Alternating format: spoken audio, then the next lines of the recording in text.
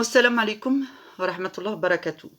Dans cette vidéo, j'aimerais vous parler de ce que les gens atteints de maux occultes ne font pas en termes de religion. Disons qu'on part du principe que je parle à des gens qui sont pieux, qui ont la foi, enfin qui cherchent la piété, qui ont la foi, qui croient en Allah, qui le redoutent et qui l'aiment, et qui veulent s'améliorer dans leur religion et qui n'y arrivent pas. Le point commun, c'est que il y a certains éléments qui reviennent souvent dans le fait quand on est atteint de mal occulte, qui nous posent des difficultés, notamment, bon ma phrase n'était pas très bien construite, mais alhamdoulilah. Donc il y a certaines choses qui sont redondantes, je devrais dire, quant à un constat de mal occulte. Les gens qui sont atteints de mal occulte ont du mal à lire Surat al-Baqarah, même en petits morceaux. C'est-à-dire qu'ils vont être capables de lire d'autres sourates, mais celles-ci, ils vont avoir du mal. Les gens qui sont atteints de mal occulte, quand ils écoutent le Coran, ils s'endorment. Quand ils ont des angoisses, ils mettent Surat al-Baqarah pour écouter, mais en fait, ils s'endorment. Donc, ils ont du mal à l'écouter. Certains ont du mal avec Surat al-Fatiha. Ils sont comme dissociés, ils ont l'impression d'être à distance de la Surat al-Fatiha quand ils la récitent. Et ils ont l'impression d'être à distance, comme s'ils n'étaient pas connectés quand ils récitent les versets du Coran. Il y a des gens qui n'arrivent pas à réciter, c'est-à-dire que leur langue n'arrête pas de s'en mêler quand ils récitent les versets du Coran. C'est comme si d'un coup ils devenaient bègues en arabe. Il y a les gens qui veulent prier, qui sont clafis, qui sont complètement effondrés de culpabilité, et qui n'arrivent pas à se prosterner, qui n'arrivent pas à se souvenir dès que il faut faire la prière, il faut faire les ablutions, ils n'arrivent pas à se souvenir de où ils en sont de leurs ablutions, de où ils en sont de la salat, est-ce qu'ils ont déjà fait la première rak'a ou est-ce qu'ils en ont fait deux, ils ne savent pas. Donc ça, ce sont des blocages qui sont liés à la salat, d'accord, et à la salat, tout simplement, parce que réciter les versets du Coran est une forme de salat. Faire des invocations libres est une forme de salat. Tout ce qui est adressé à Allah par la parole ou par la prosternation équivaut à une salat.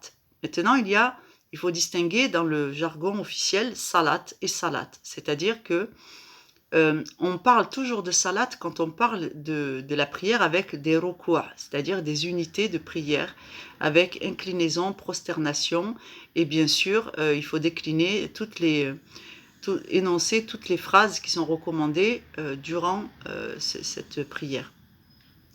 Mais sachez qu'il y a aussi d'autres prières, il y a les prières qui sont libres. Donc il y a les invocations, il y a dans la déclinaison de la prière, il y a les prières des malades, et il y a les prières qui sont faites dans notre fort intérieur. Il y a aussi le fait de réciter des sourates, il y a aussi le fait de lire le Coran et d'avoir des espérances. Tout ceci sont entendus par Allah Azza wa Jal et pas uniquement celles qu'on va vous prosterner, alhamdoulilah. Donc tout ce qui est adressé à Allah en termes d'invocation, d'intention ou d'espérance équivaut à des salats. Et heureusement d'ailleurs, hein, heureusement. Donc ça pour que vous reconnaissiez que vous êtes atteint d'un mal occulte de blocage de la prière.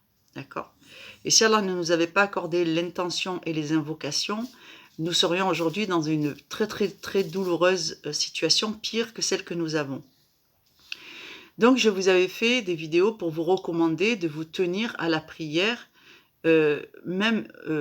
l'essentiel, si vous préférez, en termes de guérison de ce qu'Allah attend de nous, c'est de faire plus que rien. Si vous faites 1, eh bien, il faut faire 2. Si vous faites 2, il faut faire 3.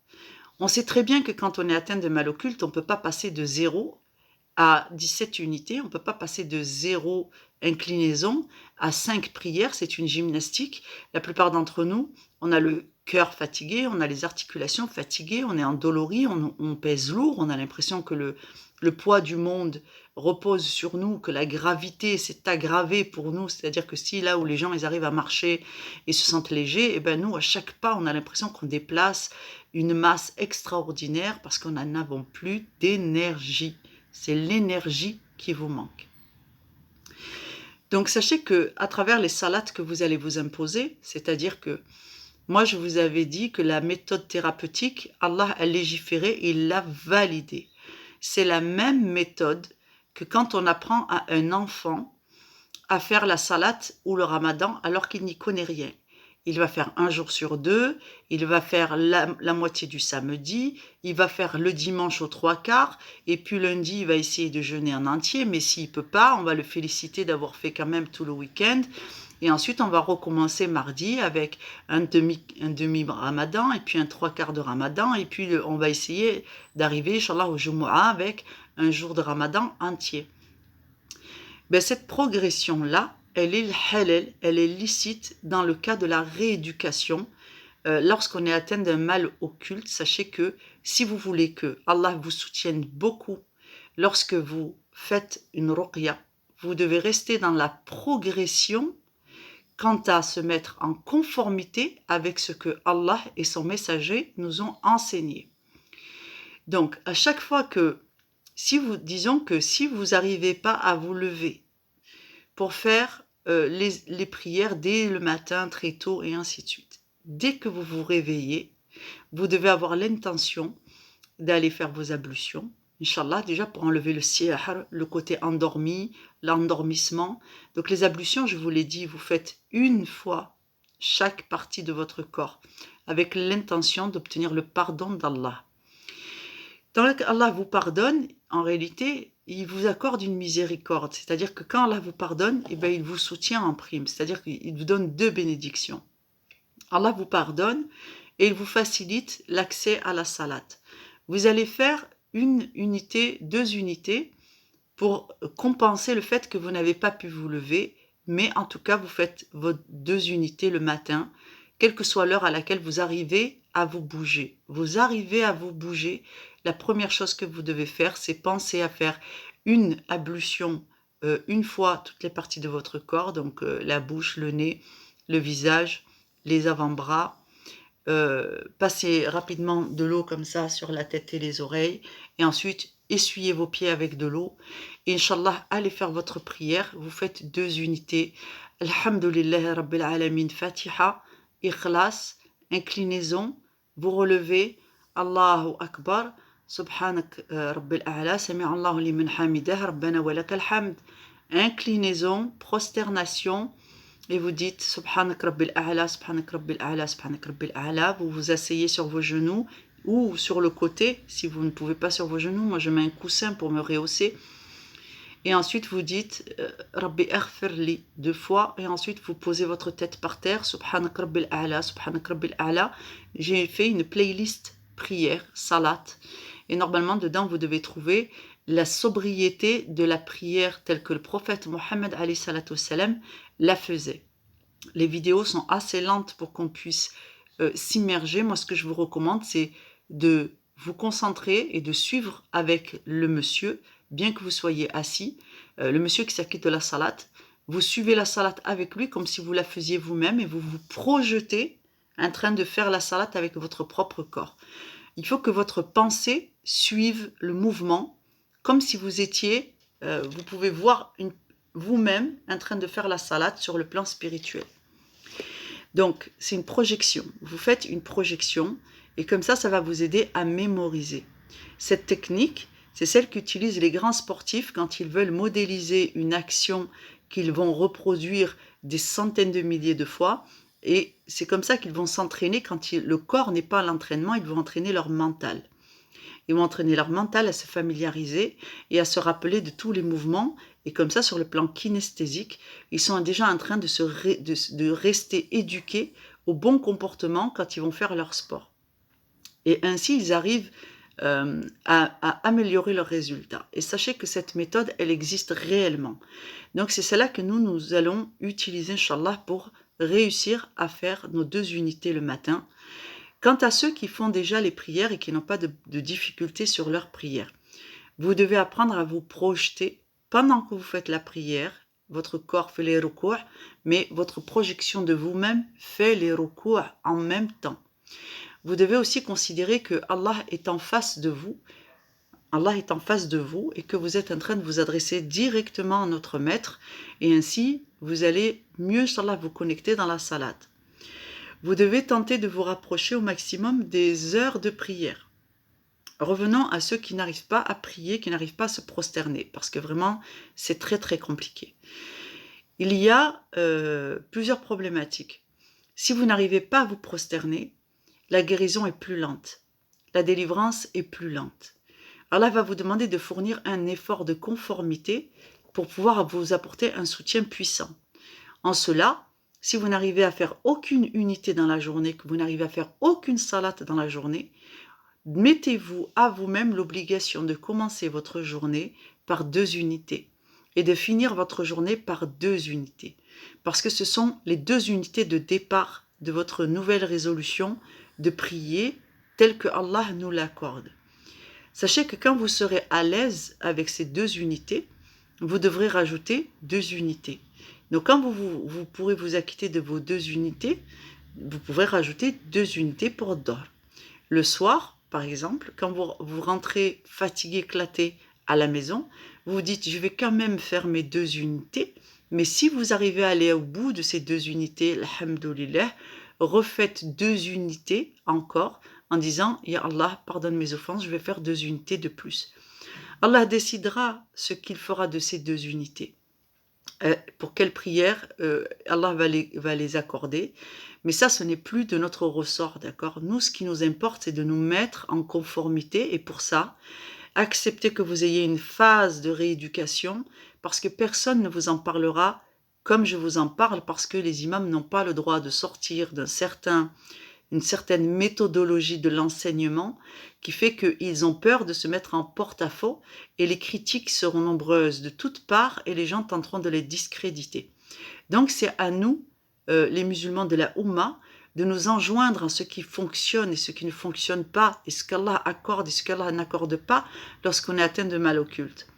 Donc, ce que je recommanderais ici à des gens qui débutent la prière et qui n'ont jamais prié, je le recommande à ceux qui étaient des prieurs et qui ne peuvent plus prier à cause de leur mal occulte. En termes de douleurs et de difficultés physiques, il y en a beaucoup parmi vous, parmi nous, qui prient comme les malades. Sachez que quand vous avez un petit regain d'énergie, eh bien, ce regain d'énergie, il faut prioriser d'aller faire 2 unités plutôt que de le laisser dépenser. Par exemple, si vous dites « Oh là là, subhanallah, ça fait longtemps que je ne me suis pas senti un peu d'énergie, j'ai un peu d'énergie, je prie comme les malades depuis tout le temps, eh bien, je vais en profiter de cette énergie pour aller faire 2 unités de salat. » Eh bien, vous faites vos 2 unités de salat et vous demandez la guérison, qu'Allah défasse les nœuds, qu'Allah défasse le mal occulte dont vous avez été atteint. Et ainsi, vous allez accélérer, Inch'Allah, votre guérison et ce qui vous empêche de prier, c'est un sihr. En tout cas, ou un sihr ou un ayn très puissant. Donc, pour arriver au bout de ce que j'essaye de vous dire, c'est que tant que vous avez la capacité de faire quelque chose, prier allongé ou faire 2 unités ou 4 unités, où vous arrivez à rattraper vos prières, essayez de faire quelque chose de plus dans ce sens, mais toujours j'insiste sur le fait de se mettre en conformité avec les unités, les prosternations qu'Allah nous demande. Donc si vous le faites dans le désordre, vous ne faites pas tout à l'heure, vous ne faites pas toutes les prières, mais vous faites plus que ce que vous avez l'habitude de faire. Allah vous demande de progresser. C'est vraiment très important. Si vous arrêtez de penser en termes de progression, ne vous mettez pas trop le truc ici. Hein. C'est-à-dire que si vous n'arrivez pas à prier, misez déjà sur 2 unités que vous arrivez à faire le matin, 2 unités que vous arrivez à faire l'après-midi ou le soir. Si vous mettez la barre trop haut et que vous arrivez à faire 2 unités, vous dites c'est bon, j'arrive à faire 2 unités, je vais faire 17 unités ou je vais faire 7 unités, vous arriverez à tenir 2 jours et puis ensuite vous allez être complètement éclaté, vous n'aurez plus d'énergie et vous n'arriverez même plus à vous lever pour faire 2 unités. On va vous demander une progression raisonnable, d'accord? Parce que sinon vous allez vous désespérer vous-même. Si tu ne peux pas faire un marathon tous les jours quand tu n'es pas marathonien, Donc on va vous demander de faire 2 par 2. Vous faites 2 le matin, 2 le soir. Vous faites ça pendant quelques jours. Si Allah vous réveille dans la nuit, levez-vous, faites 2 unités. Parce que vraiment, Allah vous protège dans la nuit du sihr qui rentre. Et quand Allah vous réveille, c'est qu'il vous a sorti d'un danger. D'accord? Et s'ils ont eu le temps de vous faire manger et ainsi de suite, que vous vous êtes réveillé, levez-vous, dites Alhamdoulilah, parce que c'est Allah qui vous réveille, allez faire votre ablution et acquittez-vous de ces 2 unités et vous avez 80% de chance qu'Allah vous l'enlève déjà tout de suite. N'attendez pas. Donc, prenez des réflexes comme cela. Si vous avez une tourmente, si vous avez un waswas, si vous avez quelque chose qui vous tracasse, c'est qu'il y a un sihr qui rentre des fois même la journée, en plein milieu de journée. Allez faire 2 ablutions, allez faire vos ablutions et acquittez-vous de 2 unités, Inch'Allah. Voilà parce que vraiment ce qui va faire la différence dans la guérison du mal occulte, hormis tout ce qu'on va faire de dhikr, surérogatoire et ainsi de suite, ce qui prévaut avant toute chose, c'est la salat. C'est la salat. C'est la salat. Donc, pour la récitation de Surat al-Fatiha, lisez-la en français, d'accord? Et récitez-la en écoutant un récitateur, en répétant derrière. Donc, il y a des cours pour enfants, vous trouvez ça sur le net, Fatiha, apprendre la Fatiha par exemple, ou vous prenez sur Coran en ligne et vous faites lecture sur le petit module de lecture et vous faites pause et puis vous répétez, Inch'Allah, jusqu'à que vous vérifiez par vous-même que votre prononciation et votre diction est conforme et que vous n'êtes pas en train de dire des aberrations parce que sinon votre prière est inefficace. Donc voilà les éléments sur lesquels vous devez être vigilant. Pour ce qui est de la sourate al-Baqarah, c'est une sourate qui prévaut en termes de guérison et de protection. Je vous garantis que c'est une vérité. C'est pour ça que la plupart d'entre nous qui sommes atteints de mal occulte, nous avons des blocages avec le Fatiha et sourate al-Baqarah. Parce que ce sont des piliers de la protection, des piliers qu'Allah a imposés. Et donc, il faut trouver le moyen de débloquer. Donc, ce que je vous ai recommandé, c'est retourner sur le Coran en ligne et mettez la lecture en français pour commencer. Lisez-la en français parce que c'est la langue que vous comprenez. Si vous êtes malien, lisez-la en malais. Si vous êtes portugais, lisez-la en portugais. Si vous êtes anglais, lisez-la en anglais. Lisez-la dans la langue qui vous est le plus facile parce que vous devez adhérer et comprendre les lois. Une fois que vous comprenez les lois, écoutez-la et lisez-la en même temps, afin de faire le lien entre ce que vous entendez et ce que vous voyez, ce que vous savez désormais dans votre langue. À l'avenir, vous allez vous rendre compte, vous l'écoutez par portion, lorsqu'on prend l'habitude à lire en mode un peu accéléré, elle ne prend pas plus de 1h15. 1h15 pour écouter Surat al-Baqarah, c'est correct, d'accord? C'est pas non plus des mille et des cents.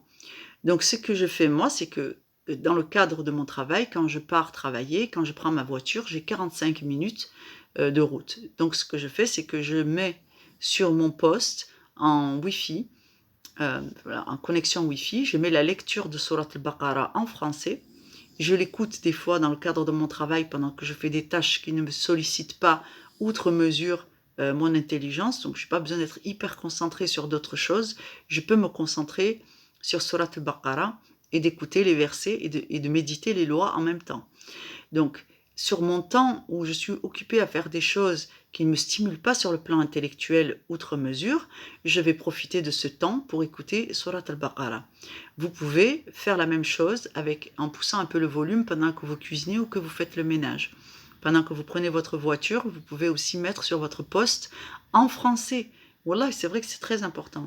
En français. Si Dieu veut, au bout de 2 semaines, vous allez déjà commencer à sentir les effets de ces 2 nouvelles dispositions que vous avez prises.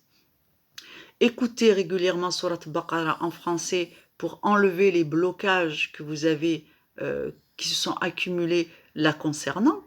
Et en même temps, intégrer 2 unités de prière pour défaire les sihr, parce que c'est la mise en conformité avec la loi d'Allah qui va vous valoir le plus de protection et de soutien d'Allah. Voilà, j'espère que ça n'a pas été trop long pour vous. Je ne sais pas comment je vais intituler cette vidéo. l'importance de la salat. Je vais peut-être l'appeler la salat. En tout cas, toutes ces choses que je vous dis, elles sont vérifiées. Je les utilise moi-même, pour moi-même. Je les utilise quand je recommande aux gens et qui ont des blocages. Et alhamdoulilah, c'est vrai que ça les fait progresser.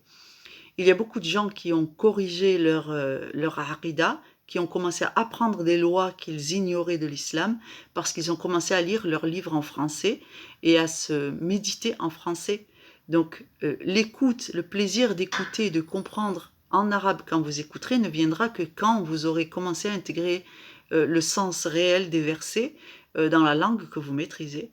Et ça, alhamdoulilah, c'est logique, mais nous a fait culpabiliser en nous disant que si tu ne pratiques pas tout en arabe, ça n'a pas de valeur. Or, ce qui n'a pas de valeur, c'est que quand le cœur n'adhère pas à ce que vous écoutez, vous ne pouvez pas vous concentrer si vous ne comprenez pas ce qui est dit. Qu'Allah vous facilite. Salam alaikum wa rahmatullahi wa barakatuh. Et bonne salat. Qu'Allah vous facilite la salat, incha'Allah. Salam alaikum wa rahmatullahi wa barakatuh.